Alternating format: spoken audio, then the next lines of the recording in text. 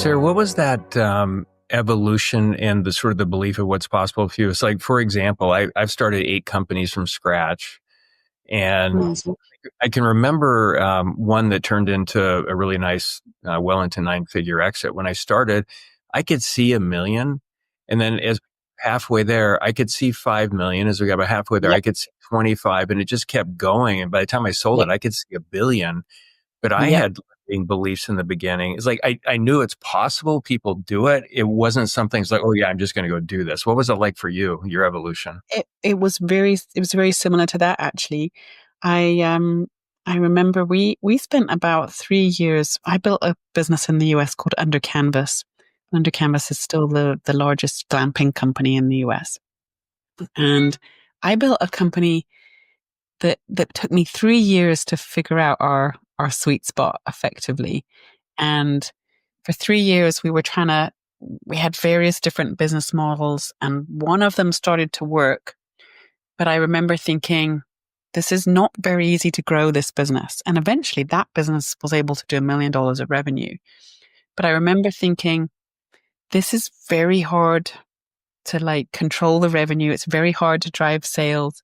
It's very hard to think about how we grow this business, which kind of created an impetus for continuing to think about, is there another version of this business? Is there a different version that whilst we maybe don't get rid of this business, that there's something else still in this space, which pushed us on to our eventual business model that became Under Canvas.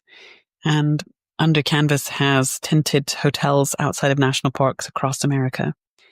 And that business, I also did not think, this will be $100 million business one day. I certainly wasn't thinking like that. But I did know at the beginning when that business originally launched, I knew we were onto something. And I, like you, could see $1 million, and then I could see, well, if we could do $1 million, we could do 5 million. and this sense of, I think I think I'm onto something. I think this is a thing. I think I can see a possible pathway for growing and scaling this business. Yeah. And for our listeners, I highly recommend that you read Sarah's book, Thinking Bigger. She weaves the story of Under Canvas and so much more throughout the book. I found myself wanting more of the story of Under Canvas because it was so cool. The Yosemite experience where the weather comes in and flattens all the tents. I love to camp and hike and all of that. And those are exciting adventures. So I wasn't surprised that you didn't get a lot of complaints around that. Like they just worked with you along those lines. Um, Yeah, and, our and, guests were very kind in our early days. and more than that, the practical wisdom in the book, I rarely hear it so straightforward like that. And then just the tools and resources that you point to. So it's definitely a worthwhile read. And so you've got the business model changing. How often does that have to happen? Because I think for a lot of startup founders, there's a whole bunch of resiliency built into this, and you have to keep running at it and solving the problem. So maybe talk about the concept of solving the problem and then iterations to get to a business model that turned into that amazing exit for you. Yeah, being an entrepreneur is very painful, and it looks really easy, doesn't it? When you see someone who's been wildly successful and they've built a great big business, and you just think, "Wow, well, that's amazing. That could never happen to me." And the backstory, of course, for almost every business is that every business has basically been solving problem after problem after problem after problem. And I tell entrepreneurs all the time these days, to be a successful entrepreneur, you really have to love solving problems. You have to love the problem that your business is trying to solve. And you have to love the whole idea of being in the trenches, trying to fix things constantly, trying to solve a problem. And I think that that is what trips a lot of us up in the early days. It's what gets us stuck. But for those who can overcome, and for those that can see a problem and think, this is just my next stepping stone to moving forward, that's where the opportunity lies. And that's a bit of a mind shift, I think, for many people. What did you learn about building your team, and how did it change over the 20 plus years for you? Yeah, we had continually to change it, but as the company would sort of pivot, because like I said, we had different stages, right? And some of the stages at the beginning were very entrepreneurial. I think what I learned is there's there are certain things that are easier to hire for, and other things that are harder. Okay, things that are easier to hire for. Most entrepreneurs um, don't like instilling a lot of accountability. This is just my experience, okay? What I mean by that is the entrepreneur likes to be creative, and they're the idea person, and they're the visionary, but they don't want to be holding people accountable, because that is, you have to make some tough decisions, and you have to let some people go. But hold people accountable in a good way, meaning these are the goals. And if the goals are continually not met, you have to work with that individual, but you know, eventually the goals need to be met, right? Especially if they're mutually agreed on. And when you bring in, I think when you bring in people who are talented from bigger organizations, they bring that to your company. So they bring accountability. And I think as companies grow, you can kind of get away without a lot of accountability when you're a little bit smaller. But as you start getting, over, 15, 20 people, you got to have that built into your company, or it's going to just start falling apart.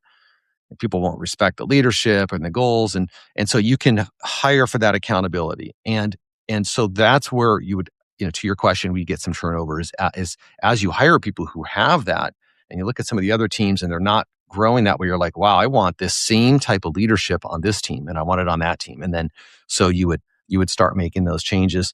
And then also where I did find it harder to hire would be on creative execution. It would be one of the hardest, in my opinion, which would be more the marketing, branding, more the value proposition to the customer. I think is actually pretty. At least I had a harder time finding.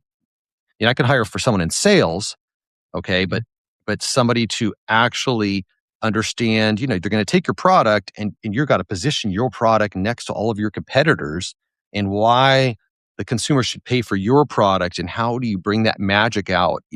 What method is that? Is that going to be using influencer marketing? Is it going to be some sort of branding campaign, or a specific marketing campaign? What that was difficult, so what I learned is, like, I had to stay engaged on that part, because that was something I found really fun. And it was hard for me to, kind of find that right fit. But yeah, so there's, various reasons where kind of the team would turn over. But at the end, we had a great team, and we didn't have to do that. We just kind of ran with the team we had. Yeah, I evolved from 80-hour weeks, sometimes years on end, and I loved it in the early years. Hmm. Um, no more than 15 hours with over 500 team members, and no more than 15 hours a week to run the business. I'd Oh, spend the wow. rest of the time developing leaders and meeting with some larger customers to work on bigger long-term contracts. But when the team is right, it's almost like you're water skiing behind them, because they're going. When it's not right, you're kicking them in the morning to get them out of bed. Like, come on, let's go. Yeah. There, and you're solving problems for them. Something I think a lot of companies miss, and you talk about it on the website, that initial experience with your customer, somebody going to one of these attractions, is purchasing a ticket. It's like discovering them, and now we're purchasing this ticket. And what does that feel like? In so many point of sale systems that I get into, it just looks like they checked a box, and it's the worst experience ever. But I go through it because I want to do that thing, whatever it is, and it's amazing. Like, it's so amazing. So how do you make the buying, purchasing the ticket experience just as amazing as every other step in the process once you go to one of these venues or attractions? Yeah, again, another great question. That was something we just covered in our most recent blog post we put up on the Pegasus ticketing webpage. I'd encourage any listeners to take a look at that if they're interested in any POS system information. But we felt it was fundamental for attractions in 2026 to control the narrative of your attraction, your zoo, your aquarium from the start with your customers. So how is their experience when they're actually buying a ticket, not just when they're at your attraction, not when they're seeing one of your amazing, expeditions that you have, but how is their experience actually on your website and getting themselves or their family to your destination? So what we wanted to do was, A, make it as unique and as branded as your actual attraction, your zoo, or your aquarium is. Make your customer checkout experience feel just like your brand, your colors, your logo, your topography, whatever. And then on top of that, we wanted to make it simple. We didn't want to burden your customer with a high cognitive load of let's take them through 5 checkout pages. Let's give them 10 different boxes to fill in. All of our checkout experiences are extremely seamless. So the first part, that customer checkout portal, we wanted to get away from that check the box POS system style and actually build a custom purchase portal for each one of our clients. So when you work with Pegasus Ticketing, we integrate directly into your site. You don't click checkout and then get thrown to another page. You stay right on your zoo, your aquarium, your attractions website.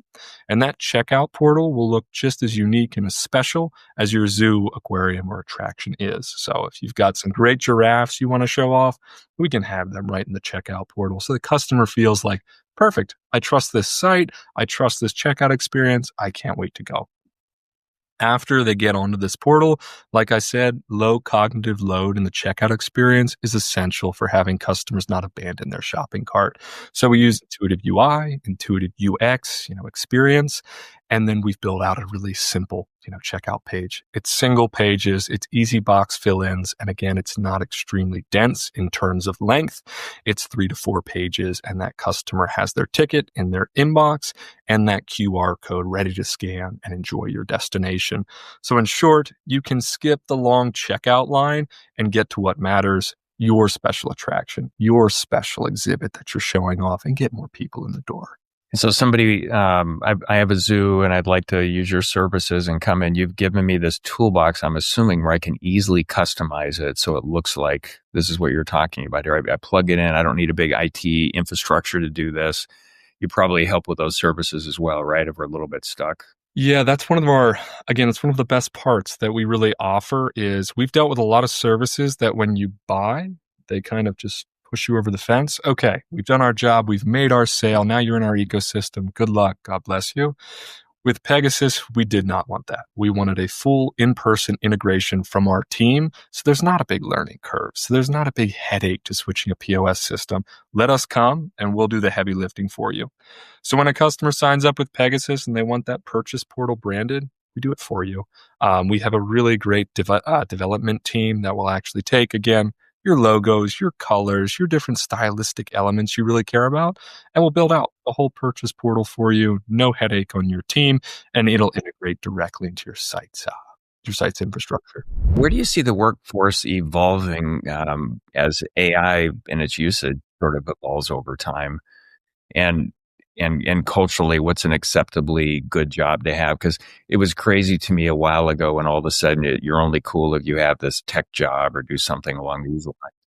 And maintaining things, which keeps the world running, are just not cool jobs. And, when I had my aerospace business, we had hundreds of machinists, technicians, and it was the coolest thing ever doing that kind of work. And I want to bring that back. I'm a fan of micro, and I do agree there's dignity in all work, and keeping the world running is the most important stuff. But what do you see happening with the workforce with AI coming in and all these changes? Because I think a lot of people are freaked out and kind of worried about this. Robots will take over, et cetera. And we see that too, right? We see the impact on the workforce. We see the speed of the change that's underway. But at the same time, I think we're not doomsayers. Again, we've seen these kinds of disruptions before. Again, probably not in the compressed time. This is really interesting how a lot of this is moving so quickly that we can learn from. But I think there's a couple things that we've noticed at Goodwill. Again, I mentioned the workforce is more complex now. The needs are actually much more complex. So the days of just basic training and even technical training, those are largely over. Like it's more complicated. It's more nuanced. It has to be accomplished through partners. Best-in-class partners delivering elements of service, but together as a system, right? That's kind of our sort of vision of how we bring a lot of the mission services together in our local communities. Because you'd be impressed, Lee, if you're looking for even basic levels of support locally in your community, you need X for some assistance. You're ping-ponged across a lot of different agencies and departments, all well-intentioned, but it's akin to going to the DMV, times 20, and so we're looking to really improve that. But so that's one, is I think the workforce is much more complex. The second is, we've certainly seen changes in traditional credentials and how they're valued in the workplace. Again, the days of you got to get that 4-year sort of general type degree to get out there, and sort of there's almost a stigma if there's not. I think we've learned really quickly to sort of get back to some of our roots on things like trades and technical skills, or these employers that are plucking the best and brightest out of high school. We see a lot of that. We think a lot of that's going to increase a lot.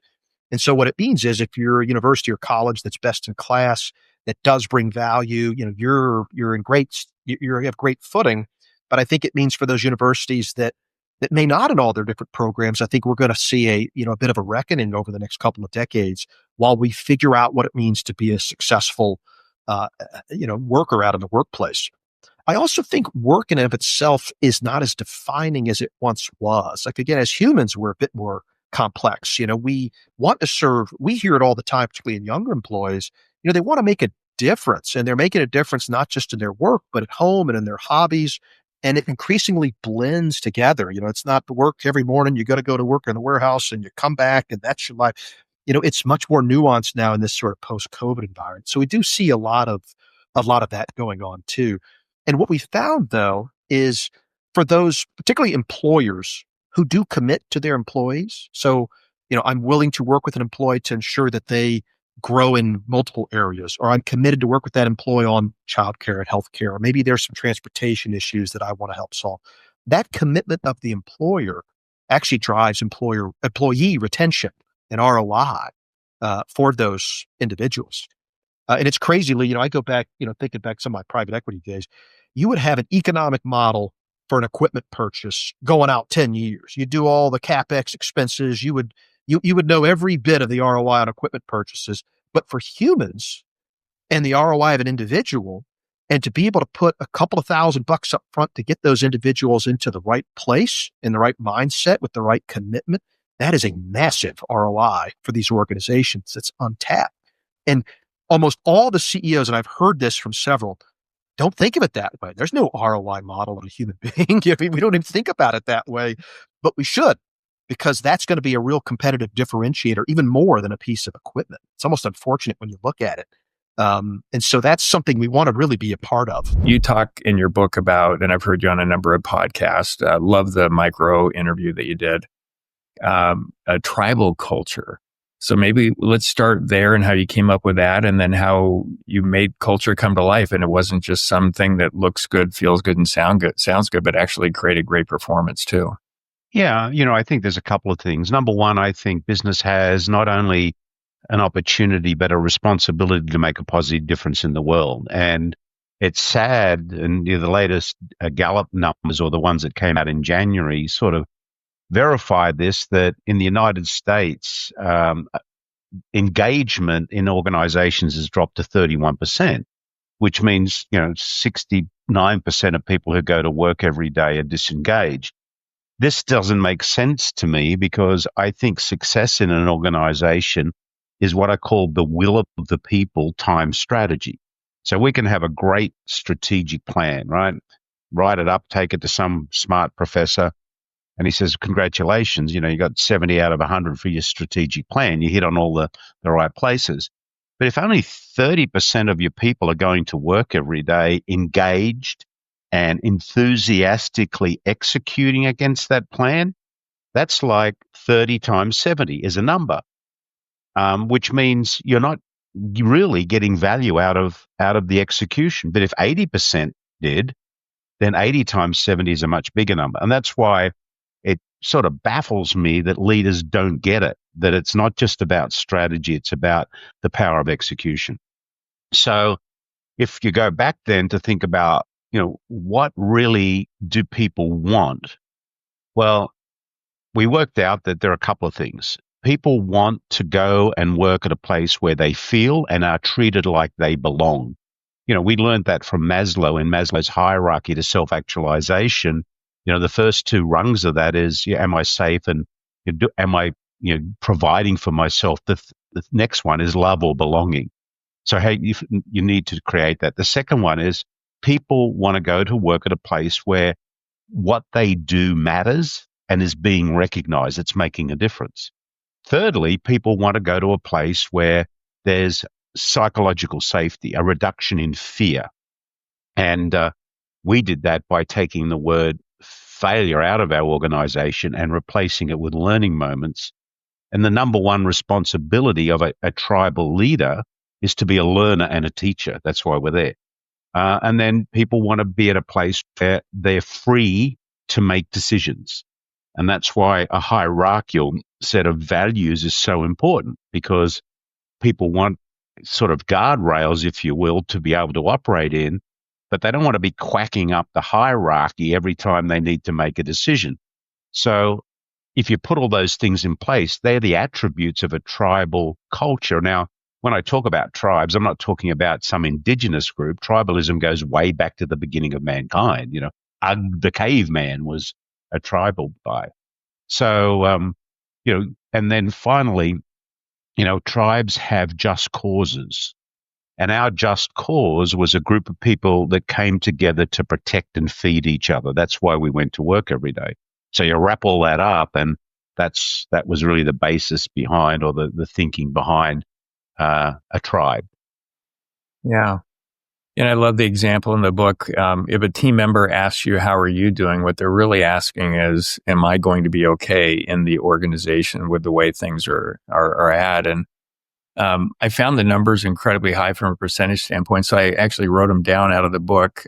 When you do a survey and you had a few questions on there, I love to tell people that I work at WD-40 Company, 98%. Incredible.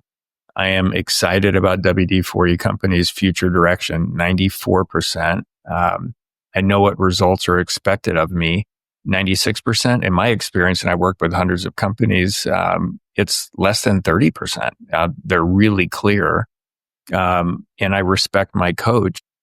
So it was 97%. Just incredible. So you must have been super intentional about how you operationalized things around that, especially expectations. Yeah.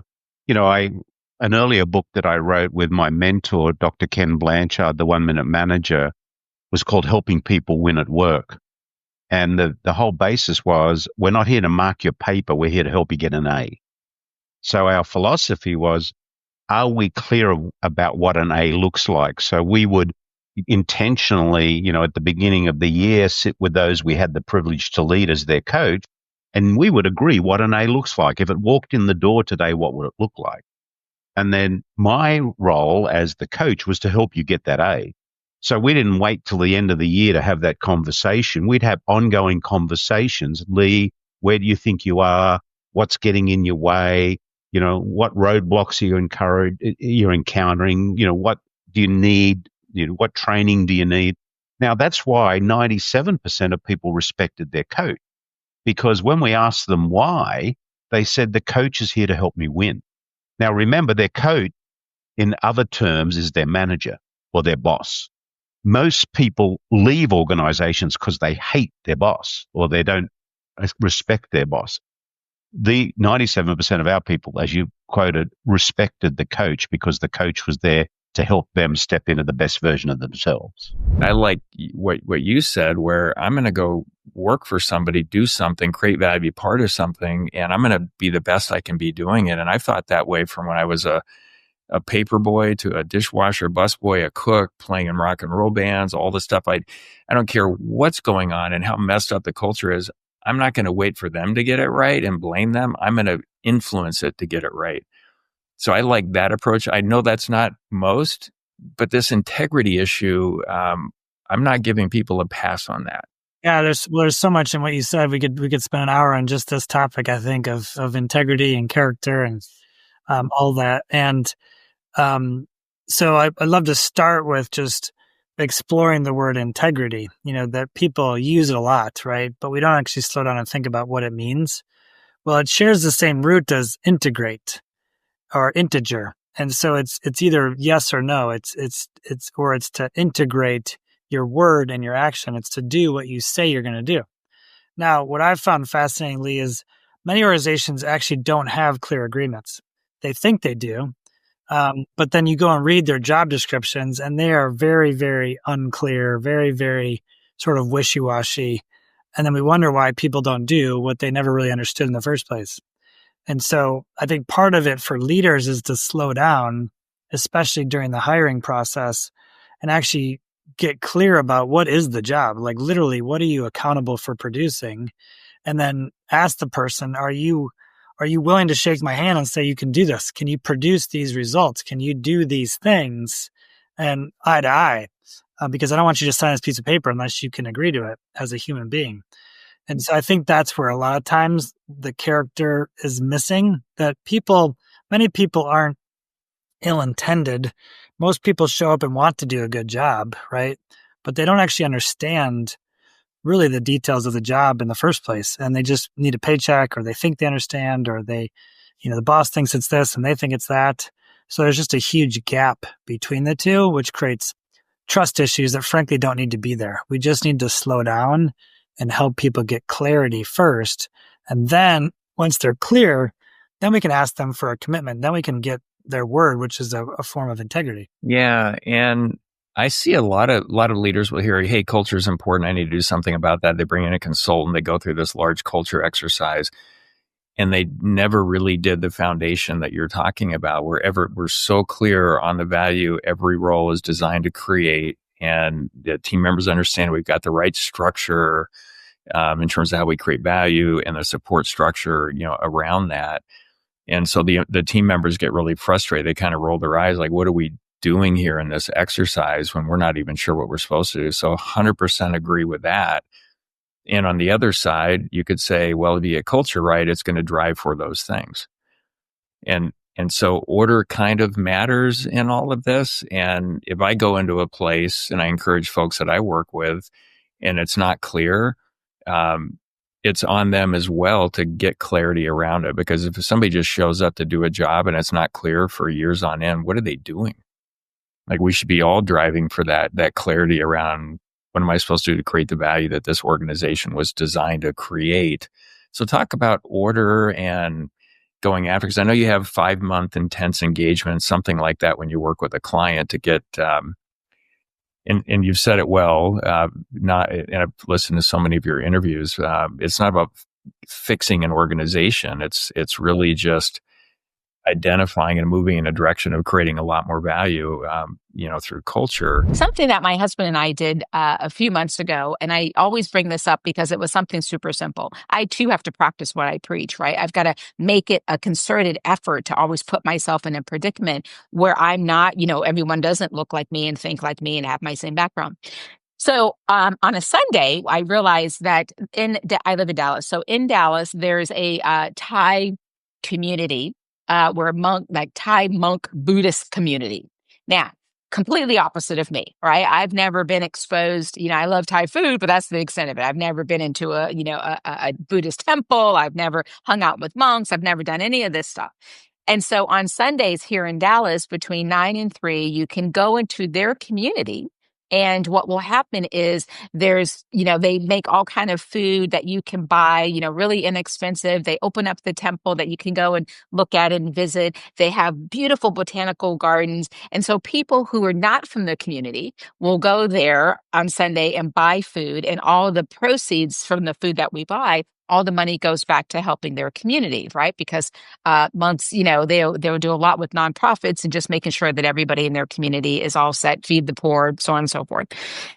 That's a great thing, right? This is a situation where everybody wins. And so my husband and I decided, well, let's go there. Let's go check it out. So I put myself in a predicament where I don't know everybody. I don't know anybody. I don't know the custom, the culture. I know nothing.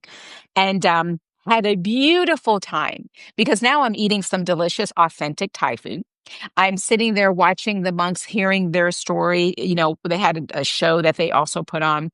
You're in the botanical gardens. There's other people who have the same mindset as me, right? We want to expose ourselves and put ourselves in a position where we're learning and we're expanding our mind. And so by default, you're talking to other people in the Dallas community. It was just a wonderful couple of hours. Now, why I say that is every single listener can do something like that. We tend to go and fly 10 hours to go to another country, but you could actually probably drive 10 minutes and go to another town, right? And get the same type of experience. And so that's something simple that you can do. Why does that matter for business? Well, it matters because what it does is I'm putting myself in a constant positioning of expanding my mind, putting myself in a place that I don't know everything. And if I do that naturally, instinctively in my personal life, then by default, it's going to roll over in my professional life, right? So now let's fast forward and we're leaders in a meeting. Now in a meeting, I'm going to be much more alert, just like your 3-star general was, to go, well, wait a minute. Do I have diversity around here? Diversity of thought. Everybody in the meeting, like everyone's shaking and nodding and agreeing. That's a problem, right? I want in this meeting someone going, I love that idea, but I think here's another way that we should look at it, right? I want those kind of healthy, confrontational conversations to be taking place, but I, the leader, have to set up the environment to do that. And I have to be comfortable in my own skin that when someone says, you know what, Steph, I like that idea, but I think we could do it better by trying it this way, that I don't, flares don't go off, right? And instead, I'm like, tell me more. I'd love to hear it. This is great. And then also honor when those types of conversations come up. A lot of times we as leaders may not acknowledge them, or if we do acknowledge it, it may come off a little clunky. But acknowledge the fact that someone had the courage enough to stand there and say, hey guys, I think we should think about it this way. Man, oh man, thank you so much, Lee, for saying that. I really appreciate that. Tell me more because I really want to hear how we could do better. Right. And you create environments like that. Now, all of a sudden, you've got a team that understands the bigger cause and they're not afraid to bring their whole selves to work so that their gifts and talents get utilized the right way. And when it comes to agency, something that stands out for me in your book, the outcomes thinking, it's been a big part of what I do forever. It's like, here's what we're going for. Let's make this happen. And you've got that wonderful example in the book about the senior leaders disappointed the janitor didn't empty his trash. Well, the locks were changed. I couldn't get in. Okay, that's reasonable. But for a senior leader, what you want to hear is, I took the hinges off the door. Of course, the trash has changed. What are you talking about? Right. So getting and I swam way outside my swim lane of of job definition in order to do that. All right, like they don't pay attention to job definitions, and that's kind of the story of a famous rant that Jeff Bezos gave me, and everything was so I got to launch the marketplace business at Amazon in 2002, and he gave me a rant one time about, like, although your job is director of merchant integration, I want you to operate like you run this business. But it wasn't just me he was pointing out. He was talking about everybody that needs to think bigger than just your job at a senior level. And that's the type of culture and heads up play. And that's real partnership, is when you get other people thinking beyond just their little scope, then you can role play, you can syndicate risks and issues, you can truly pressure test each other's thinking and plans, and you truly become a coherent team that can accomplish anything. Yeah, I always shoot for an environment or culture where every single team member is the CEO of their own role, and they think about it, they live it that way when they come in 100%. I agree with that, but so this is an and. Yeah. You have the confidence and the willingness and a place where you can challenge others in their perspectives, right? That's how you actually pressure test ideas. And these big ideas always happen across the enterprise, right? They're never in a nice single, team or organization. And so if you can create an organization that where both I have high accountability of my function, my job, as you were saying, like, I'm the CEO, I run this team, but I also think big, I think like an owner, and it is expected of me. It's not just allowed, but it's expected of me. If I see something that raises a concern relative to the overall mission of what we're trying to accomplish, you play your cards at the table, right? So one of Amazon's leadership principles is, so I wrote a book called The Amazon Way about Amazon leadership principles. And one of the leadership principles is have backbone, disagree, but commit. And that leadership principle in particular is about this notion of you have to be active at the discussion table. If you see something, whether it's your job or not, your job is to challenge, is to ask a question, is to push back against something. But once a decision's made, we all lean forward to making that as successful as possible. That's a high functioning culture and team. I think the example I would give would be summed up with, show me the incentive and I'll show you the result. And so as I sit here today, do I blame the private equity group for some of the things that happened? Sure I do. Of course, I'm human. But I'm also introspective of what I should have done differently to not put myself in some of those positions. But what was their incentive? What is their incentive? Their incentive is to get return on their investments from their stakeholder group, and they did what they felt was going to be best for their return on incentive. They didn't care about, I had best friends in the business. They didn't care about some of the culture pieces we created. They have their playbook and they're running their playbook. And so, I really feel that, we talk about money, potentially being some sort of evil. I would actually return it back to the premise a little bit of your book, which is, show me the number they care about, show me the incentive they're going after, I'll show you the result. And so we all have different things that we're going after. See, when I was growing the business, I probably cared more about pride and ego of growing this business to 100 million than I even cared about my own wealth. I was giving up my equity along the way. And I barely even cared. I wanted to grow this business for pride reasons. I was totally disconnected with what I was trying to achieve in the first place. And those things made me vulnerable. But if I can, Lee, I'll quickly walk through in the book, The $100 Million Journey. I have the 7 principles that you're mentioning. And the reason why I wrote those was really my learning from my big failure. But I took the 7 principles and I applied them to another business that we subsequently grew from 5 million in 2016 to 100 million in 2022 the right way. And so there's growth in that story, but there's also protection mechanisms. And so I'll walk through the principles real fast and then tell me where you'd like to dive in. Principle 1 is protect and grow your equity. And you made a really, really good point. Percentage of ownership is not percentage of control, but people don't quite understand that. See, in my case, the private equity firm only owned 35% of the company, but were able to oust me out of the business. So think about, how did I protect myself in that situation? Did I have my own attorneys looking at things? I know small businesses, Lee, that don't even have operating agreements with their partners today.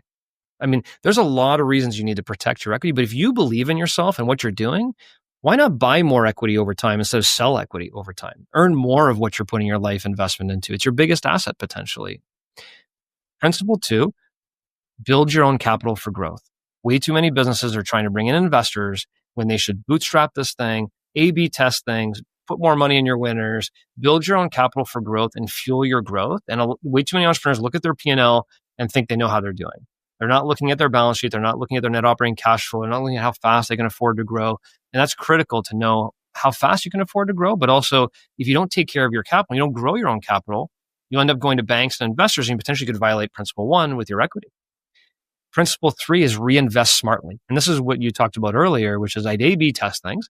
And if the B test work, I'm going to put more money there. I'm going to kill the A.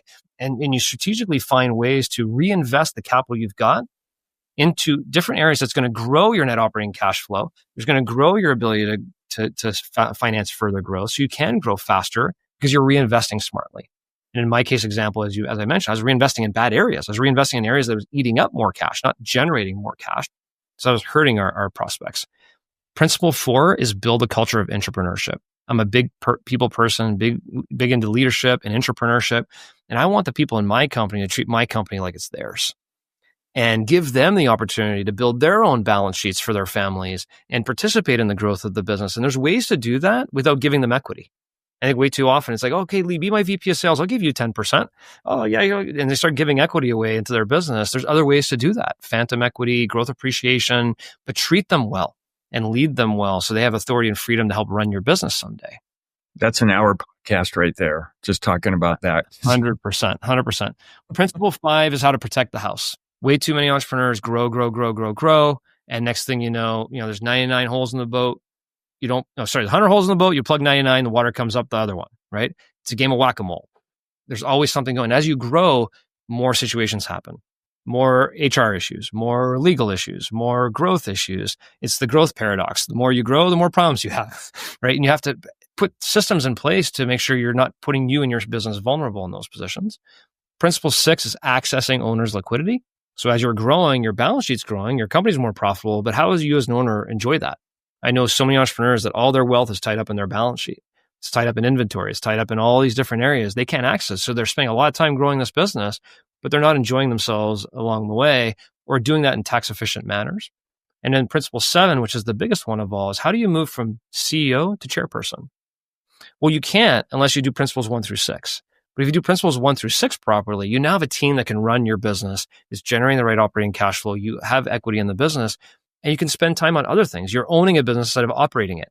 You can go invest in service opportunities, spend more time with your kids. You can go start another business. You can do other things by this idea of owning a business versus feeling like you got yourself a job.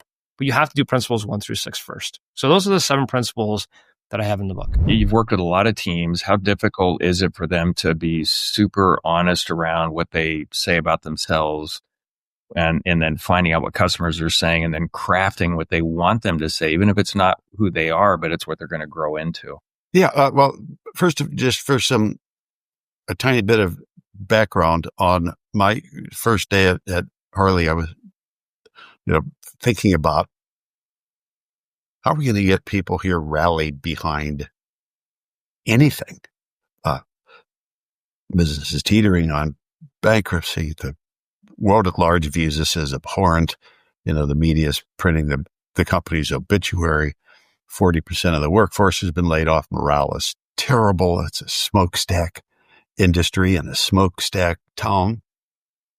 So I sat behind my typewriter. I always like to pause after saying typewriter just because it feels fun coming out. I was that one. That kind of dates me. And typed out 3 questions. What are people saying? What do we want them to say? And what are we doing to get them to say it? And kind of tacked it up in my office and then out in front of my office and watched as this thing started to migrate as it was used in more conversations. Look, we need to get people to think of this business the way we wish it to be thought of and spoken of. And right now they're not. They're saying everything they're saying about us is negative or is tied, is only about the product. They make motorcycles. That's not right. So does Honda. So does BMW. So does Kawasaki and Suzuki, and all really, really, really good product. So we need to stand for things with the people that we serve and hope to serve that transcend product. And what would happen is we would get into meetings with CEO and the CFO, marketing people, communication people, engineers. What would you want people to say about, and God is my witness, like 100% of people say, oh my God, they superior quality, great quality products, great reliability, great rideability, great commitment to customer satisfaction.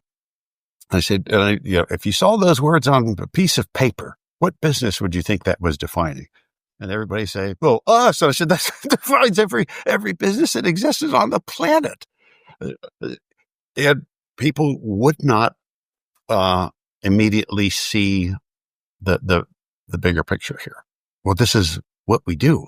And if we do it better, hearts, minds, and dollars will come back our way. And I said, tell me of a time when that was true, of a business that did that and pulled it off.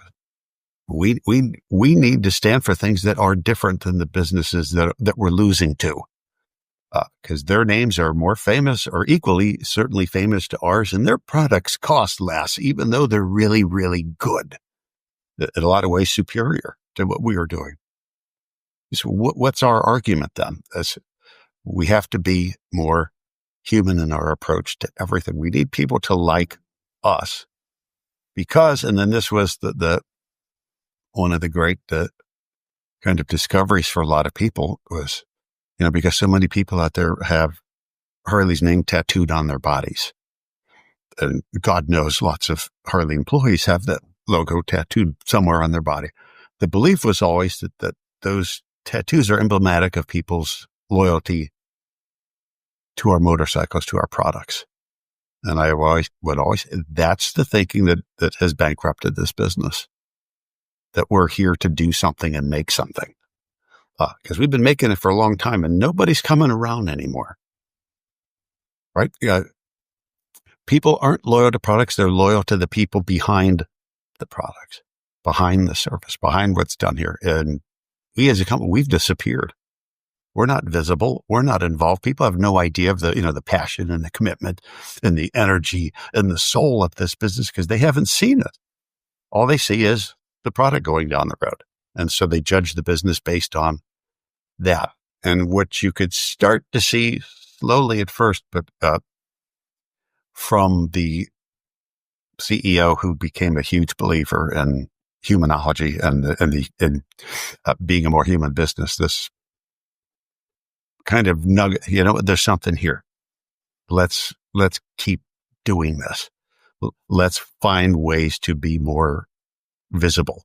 Let's find ways to be more, so people can see our passion and our commitment. And at the same time, I was pushing so hard on this, let's create a vernacular for this business that none of our competitors could have or would even think about using, which means we're not going to talk about quality anymore and commitment to customer satisfaction. We can if you ask, but if we're leading with that, we're commoditizing ourselves. We're the guys at the trade show handing out the brochure.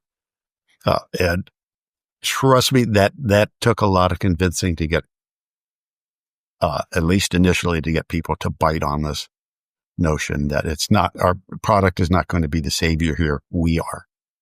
Putting the human face on this business is what's going to ultimately make us more competitive. One of the partners in my consulting and investing business, ETW, or Execute to Win, was Jack Welch before he passed. And I always loved the way he said, and I've lived this for decades, even before I met him, where are we going, how are we going to get there, and what's in it for all of you to go on this journey with us. Sounds so simple, but so few do it. And it really is ignorance. They don't see the value in doing it. Why would we give this away when we don't have to? Oh my gosh, like the best investment we can make is in our team. And most people just don't think about it. Like, there are 5 million businesses started last year. Most of them are, they're restaurants or laundromats. They're kind of businesses that look around your community. And the last thing a lot of founders think about is how do you incent the team? Those same founders who don't think about it come to us. We had a dinner last night with Garry Vaynerchuk and say, like, my people are leaving. How, do I create loyalty? Well, no matter how self-aware you are, how empathetic, how great of a leader, if the systems aren't there to make people feel like an owner, it's not going to happen. Now, we always offered equity, but we wouldn't give a lot of equity if people didn't value it. Some people wanted more cash, right? I have kids. I have a mortgage. Like, I can't compromise on that. So I want most of my comp in cash. Others, typically younger, less kind of expenses, went all in on equity. And the best drug ever is not selling a company. It's seeing someone who started with you at 22 years old become a millionaire because she took equity instead of, $80,000 salary, right? And so we had that a bunch of times that just make you feel great, right? Like they change their own life because these are people who help grow the business, right? But as a leader, we gave them an opportunity to do life-changing work, which is exciting. Yeah, we create the environment from which they create value. So we did our job. They leaned in and actually did it, no question. So here's an interesting, for me, it's a gigantic distinction, but I don't see that experience a lot of CEOs get it.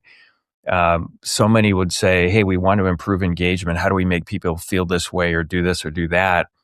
And they're looking for easy fixes, this magic pill or whatever it is. And for me, the other side of it, the right side of it is you need to be a certain way, like embrace being this way.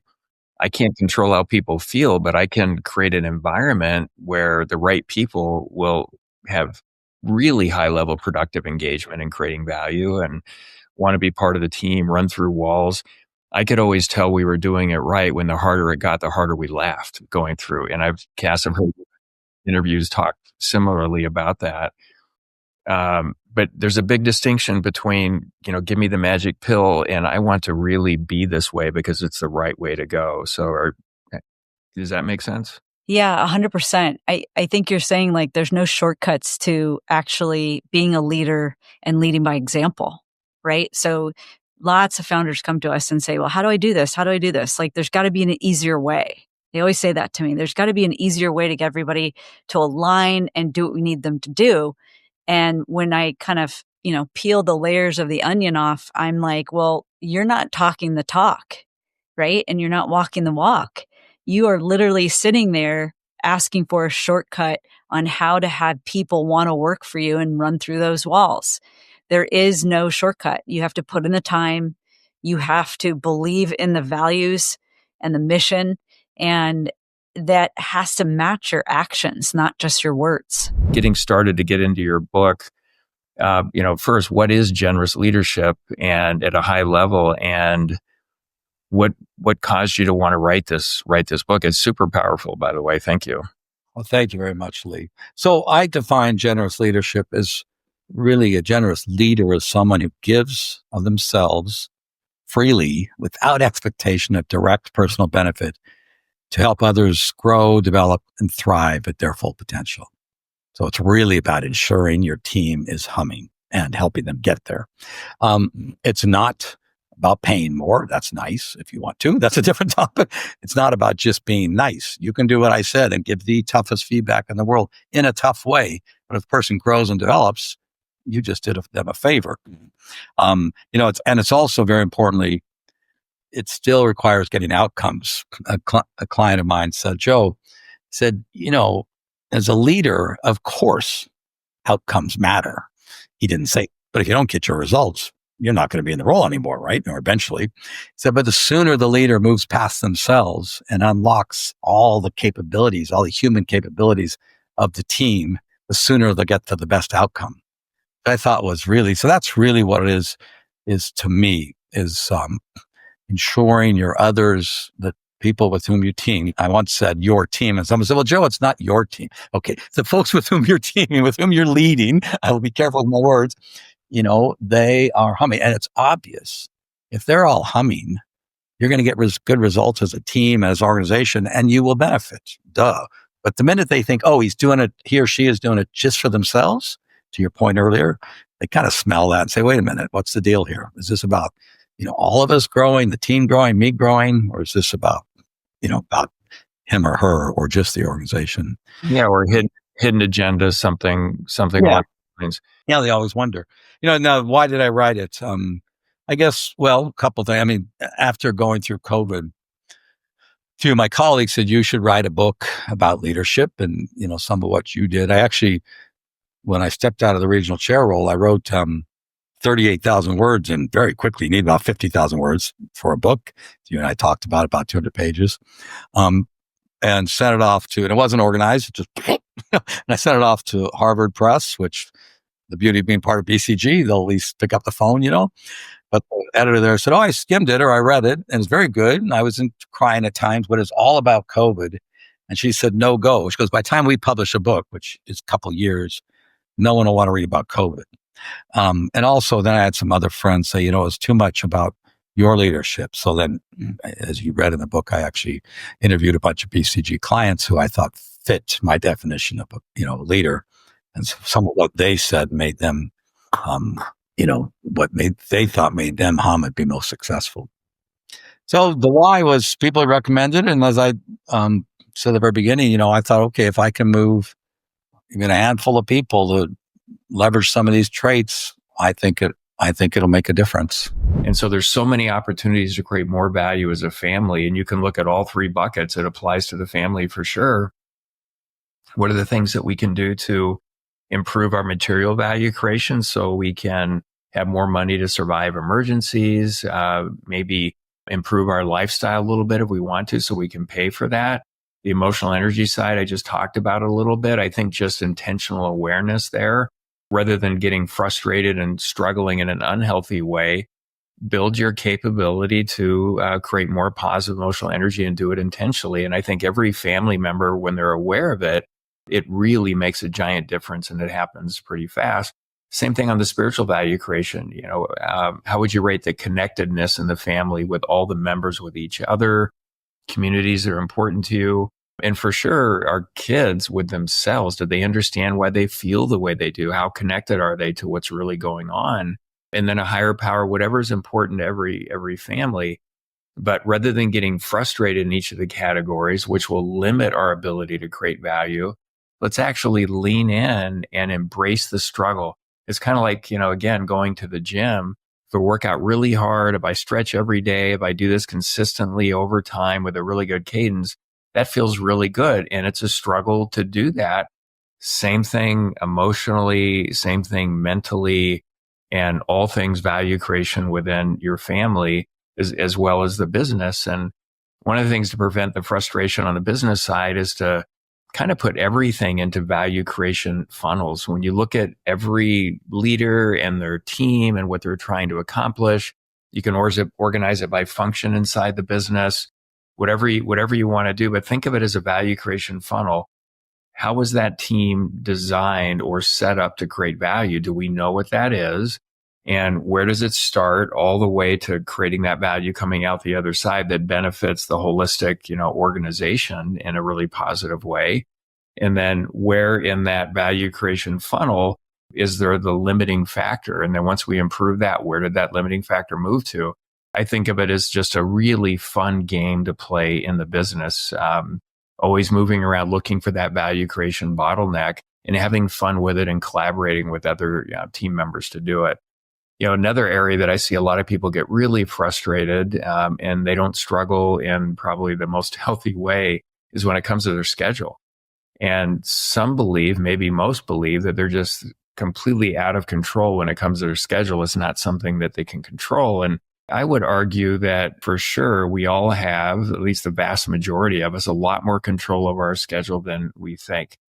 Like even with the family, if we sit down and say, hey, this is everybody's job for the family, kids have a job, the parents have a job, grandparents have a job, all of that. And we sit down and say, okay, we're clear on what everybody's job is. If we all do our job, we can hit our goals as a family a lot higher percentage of the time. Hey, and one of the things I'm struggling with is my schedule. I need help here. Here's where I'm trying to create value. This is my job for the family. How can I organize this better? And it's amazing how the family leans in to really help. And when they're aware of it, they really will help rather than just reacting to you being frustrated with that. Same thing at work. You can be turning your phone off or at least on, silent mode while you're doing specific work tasks. You can get with your team and say, this is where I think I create the most value in the organization. I really want your help to organize my time to do that the highest percent of the time. And I want to make sure that I'm dealing with all the, challenges and questions and other things that you need from me. Help me with this. And it's amazing how they will do that. But again, a lot of leaders will just get really frustrated with it and not deal with it directly. So ask for help. And I think when it comes to your schedule, you're just in a lot more control than you think you are. You just have to be super intentional about it. And when I think about leadership, to me, and the best definition keeps getting simpler for me over time, and it evolves. But my current definition of leadership is creating value with and through others. So I think we as leaders create the environment from which everybody creates value. But talk about your leadership style. I've heard you talk about servant leadership, but it's not just that. It's so much more. So what is leadership to you and how does that manifest? Yeah, I think leadership for me is understanding that I get to sit in the seat because of the people around me. Without the people around me, I don't have a workplace to come into. I don't have a seat to sit in. I don't have a company to run. And so I think first and foremost, you have to recognize and be grateful for the people that show up, whether it's, half-assed or not. They're showing up and that awards you the opportunity to be there. I would say secondly, being transparent. I understand as leaders, we can't be transparent about everything, but there's very few conversations and issues and things that happen within the business that have to be completely confidential. And so when you start to open up some of that transparency, I think that you get a lot of that buy-in that I talked about earlier when people aren't walking on eggshells of like, am I going to lose my job? We're going through a very tumultuous time in our country. And so if you can have those conversations and be transparent as much as possible with your employees, I think that you get a level of buy-in, and you also get this level of relational trust. And, we're not friends per se, probably. I'm not going to go out and get a beer with my direct reports, but we've built enough of a relationship that they know where I stand with them, and they feel comfortable to come in and have those conversations and ask the questions. And sometimes I have to say, I can't talk about it. Sometimes I have to say, I don't know. And I would say finally is stewarding. Like when we talk about servant leadership, it's being a steward of people, right? You are, again, awarded the opportunity to lead people, which is something to be proud of, but it's also a big responsibility. Like you have people that you're responsible for, that they're ultimately responsible for others, feeding children, putting roofs over heads. And when you can think about it from that level of, these people, again, are not just showing up for a paycheck, they're showing up for a greater good. And I'm responsible to ensure that we are doing well so they can continue meeting their responsibilities. And growing them. Like for me, I feel such a responsibility to give back. I had so many amazing opportunities, and I'm so excited for all the opportunities that I still haven't experienced, but they were given to me freely. I mean, 4 to 5 months in, I didn't have to have the trust for someone to be like, you can run our $7 to $8 million company from the finance side of things. But there was that opportunity. And there are so many after that didn't have to be given to me, but were continued to be given. And so I feel a responsibility to give those opportunities back. People are going to fail. That's okay. Hopefully they're not making the same failures over and over again, but giving those opportunities and giving back to people that may not be qualified, that aren't the sharpest crayon in the box, they have the same skill. Like they have the same abilities to get there. It may take them a little longer. It may take them a few more tries, but I feel such a responsibility to give that back. And we have leaders that, are leaders by title only, and they hold these roles because of pride or ego or what have you, and don't give back or hold their roles and remove those abilities or opportunities to others. And what I mean by that is if there's someone that's going to take my seat someday, I hope they are, because I have bigger things that I want to do. I've got books that I want to write. I've got so many other things on my to-do list and my aspiration list that I want to do. And so there is somebody that's going to come along and take my seat someday. And when that person comes along, I have no problem stepping aside. If they're the right person for the role, if they have the skills and they have the passion. And I think so many leaders don't have that same mindset. It's hold information close to the vest. This person's not ready. They don't have enough time in the industry or in the business. And they're so worried about holding this role, and it becomes this level of fear. For what? So hopefully I answered your question. So you have a book coming out. It'll be, I believe, February 3rd of next year, The 28 Essentials for Superhero Leadership. And I've gone through all of those. Obviously, we don't have time today to get into all of them, but some of them really stood out. So your example right here of coming in, looking at what we have to leverage and doing that and building on it, perfect example. And then one of the essentials that stuck out, don't assume you know everything. And I think that's why so many successful entrepreneurs that start a business fail in their second one, because they think they know everything. And that's why a lot of investors won't bet on a horse to do it twice, if you will. And I think about all the things I've done, and early, as I did the second one and the third one, I kind of know all this stuff. This is just going to work. No, I go back to the adventure of building the first one. For me, was a aerospace business that I sold well into 9 figures in 2016. It was a 23-year journey, and that was ridiculously hard, but also fun. And every new venture, now my mindset is, we don't know. We're going to have to figure this out, and it's going to be really hard, but it's the same kind of brand new adventure, almost like being on another planet. Yes, the lessons help from the other things that I've done, but it's different people, different customers, different markets. Exactly. That's so brilliant what you came up with there. Talk more about that. Don't assume you know everything. Yeah, well, that is one of my leadership essentials, which basically says, don't assume you've seen it all before. And part of that is get help when you need it. Weak leaders, and I've run into some, come into a business and they think it's a sign of weakness for them to ask for help, which to me is kind of insane. But you go into, and most of my businesses that I did were new businesses for me, not just Marvel, that I did turnarounds in.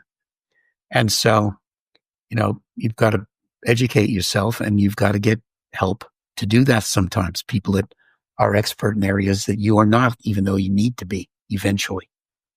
And so I always try to get help where we need it. And I think that's particularly true today. There's so much change in the world. And if you don't understand AI, get help. And that's okay. AI is not easy to understand. And particularly how it might apply to, say, a business you're involved in, or even if you have leadership in a nonprofit organization, AI could help. But you need to understand it. And to do that, you need help. And there's a whole bunch of things as the world changes. And I never saw it as a sign of weakness to ask for help.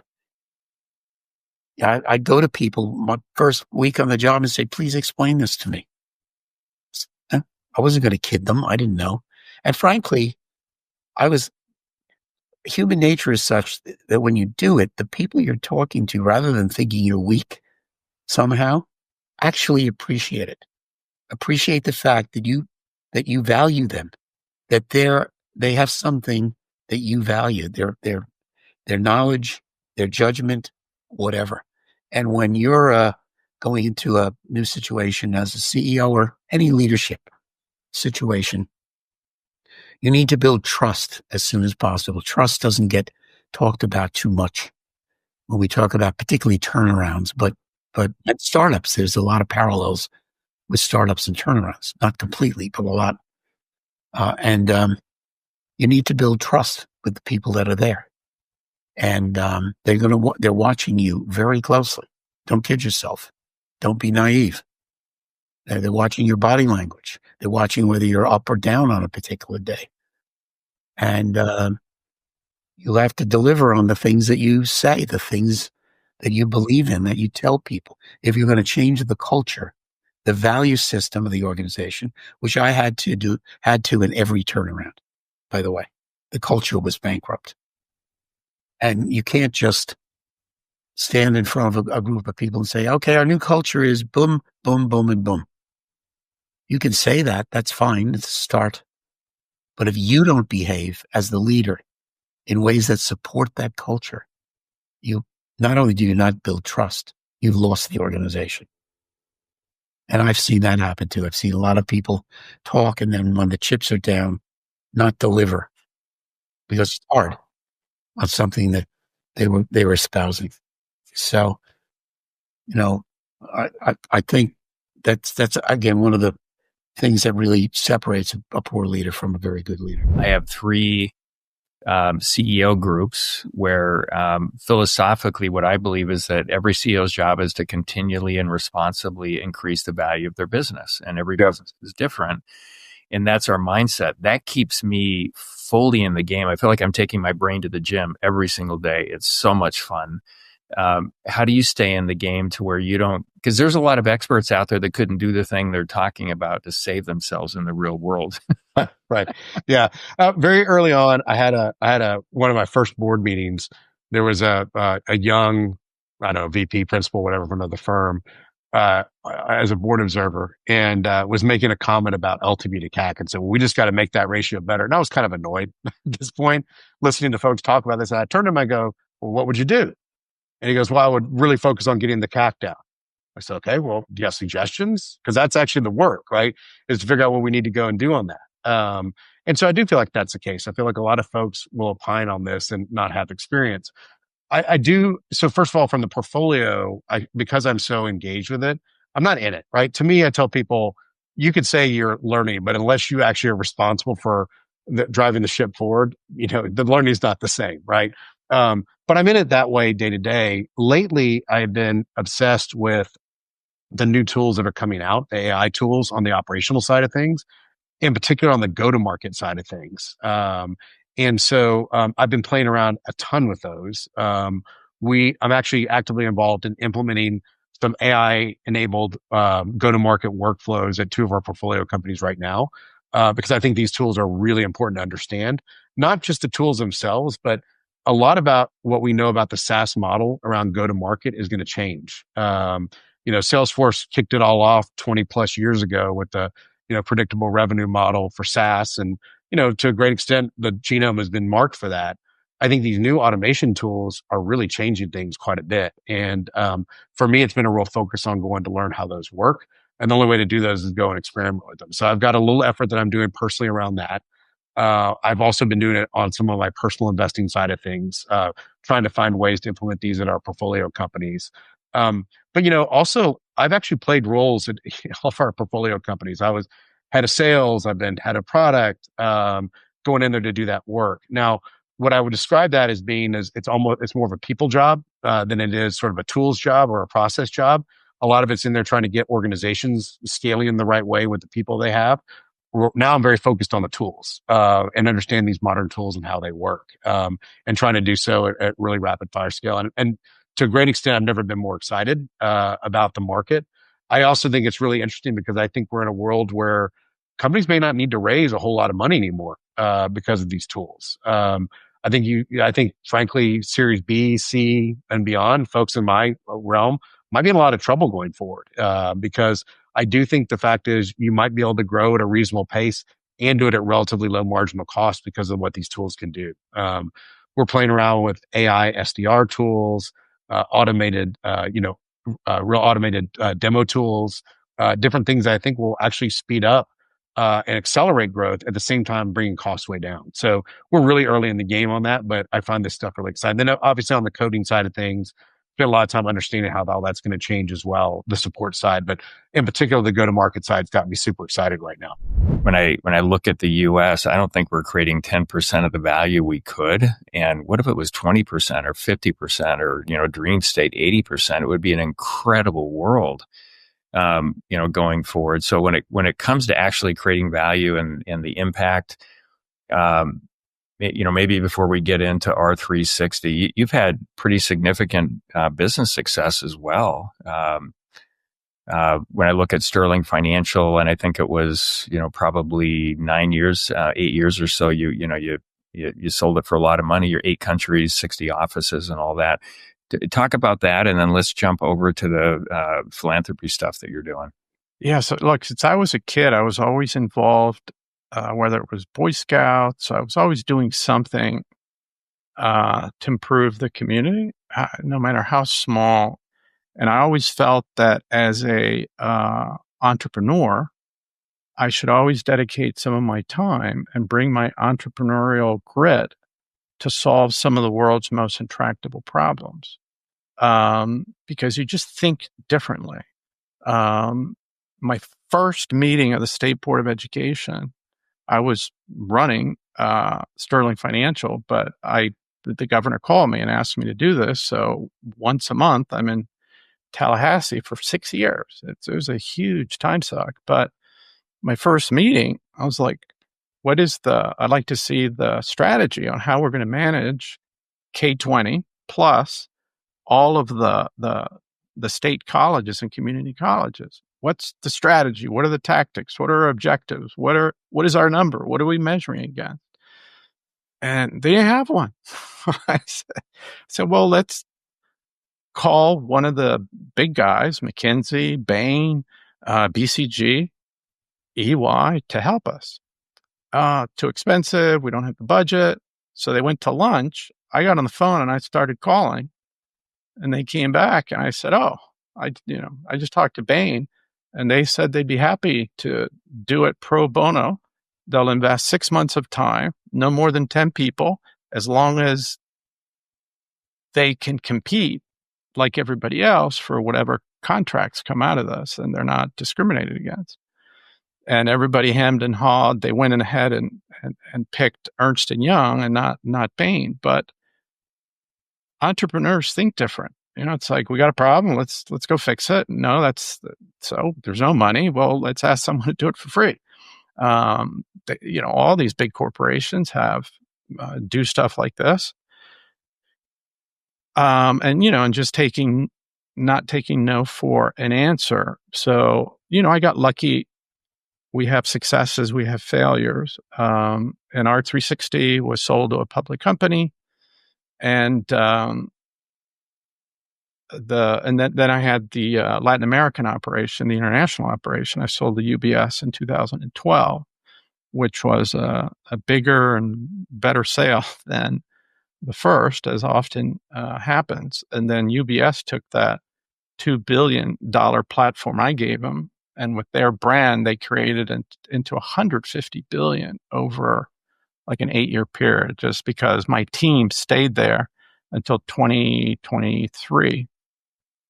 And it was, just to see it grow from 2 billion to 150 in such a short period of time. It was the Swiss bank, not the US. So for Latin Americans to have a local place they could put money into, but it was just like saving them the trip from going to Switzerland was a huge, huge deal. But all the US banks also got out. Merrill Lynch, Citigroup, everybody got out because of the issues with money laundering and things like that. And the regulations just became too severe. Strategy, the simplest way I can think about it is approaches to increasing the value of a business. That's really all it is. And so what are the approaches to increasing the value of the business?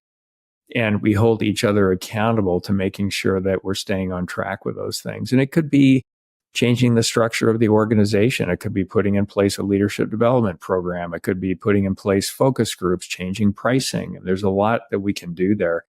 Revamping the marketing process so we get a lot more qualified leads. There's just so much, and every organization is unique and different. So what applies to one will not apply to all, for sure. So in this format, when you do a deep dive on each other's business, no less than every 2 months, we're doing what they actually need to be focusing on to increase the value of their business. We also look at the value of the products and services. What are the customers actually saying about it? How is the market responding to it?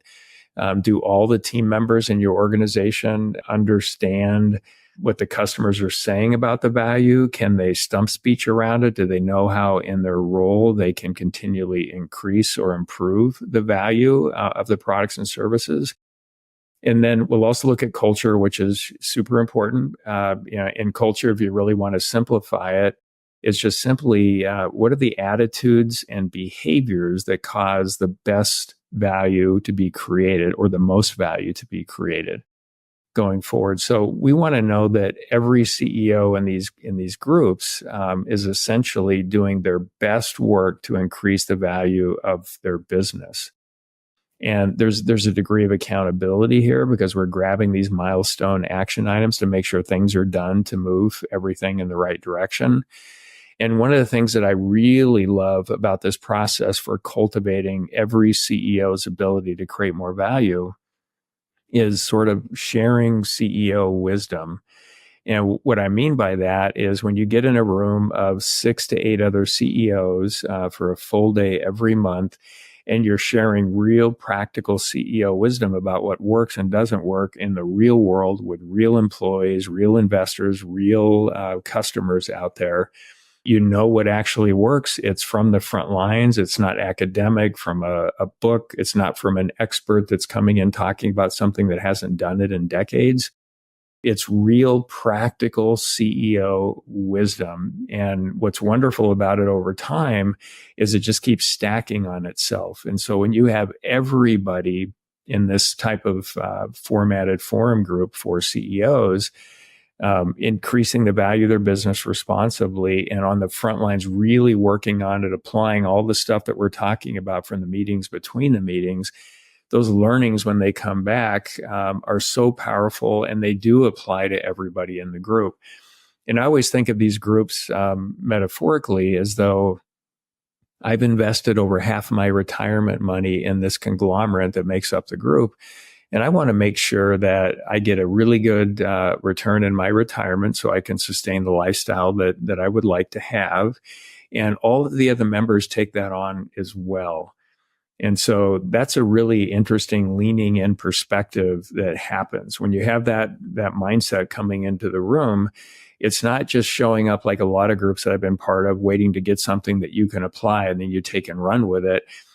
You have your turn, but when it's not your turn, you're intensely focused on each other's business to help them increase the value of it. And again, responsibly in there. So that's an interesting mindset. Also, in terms of cultivating, capabilities to create value faster, I always cultivate significantly faster when I'm leaning in to help others. And members of these groups in this format, they understand that when they lean in hard to help other members increase the value of their business, whether they're significantly bigger or significantly smaller, it develops their capabilities to create value faster. That was the first evacuation. And then there were 4 more that you were significantly involved with. And the second one, you were able to get Aziz out. Is that correct? So, yeah, an amazing thing is Aria. And Aria is a really attractive young lady. And the guys who rescued her, one of them in particular, was like, whew, smitten. So she sent those guys out to go get her family, her mother, her father, her brother and sisters, to get them. She brought them back. And then I was talking to Aria about Aziz. She used those guys to help get Aziz in and his family. And then when Aziz was safe and she got rescued on the 16th, so 18th, the 19th. Aziz got in around the 19th as well. So all in one day, she did all this work. Even though she was safe, she would not stop and continue to help people until they put her on a plane and flew her to the United States. Aziz ended up in the camp in Abu Dhabi that my company and myself were managing. The Emiratis gave us a humanitarian city, a 20,000 bed humanitarian city to manage, which is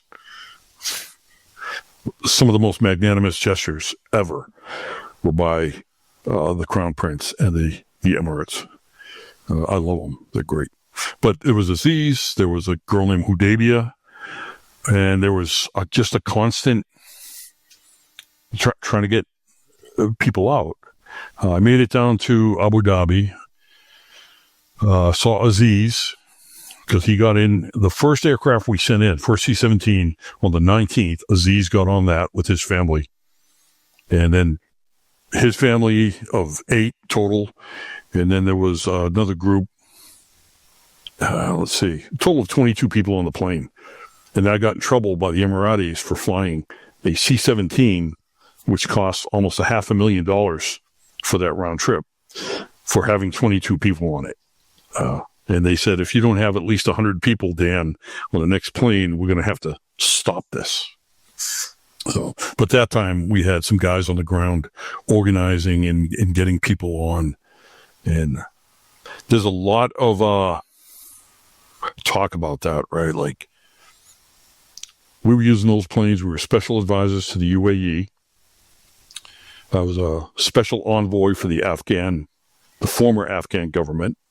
The charge of affairs did the letter and the whole bit so that we could help the Afghans. We had lists. We were bringing out our commandos that we had worked with, and we'd bring them into a hangar, and we had a ramp assigned to us by the task force, and we were a task force CTF, Civilian Task Force 6-8 for Isaiah 6-8. So send me. That was significant for me and another guy.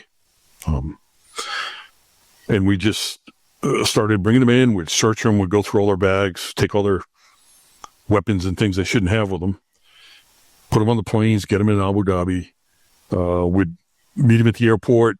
Customs would take them. Immigrations would take them. Medical would examine them. Would give them their shots, isolate them. It's COVID, right? So we'd isolate them and would feed them and take care of their medical issues. And it was a huge process.